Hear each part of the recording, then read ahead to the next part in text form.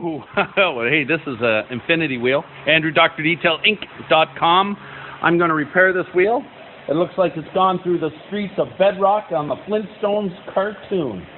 We're going to make this look good. Andrew, DrDetail.com. We are by the airport in Toronto, Canada, fixing a beautiful 09 Infinity four-door sedan wheel that traveled through the Flintstone country.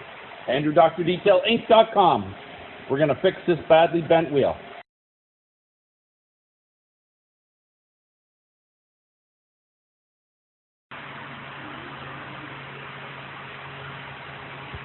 Video 2, we took this wheel. It was bent pretty bad.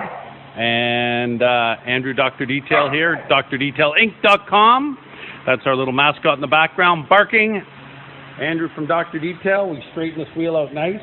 Remember, it had a big, huge bendy boo in it. And that's it. Andrew, DrDetail.com. Straightened out this wheel, really nice. The old Infinity wheel, still worth a lot of money. Andrew, DrDetail.com.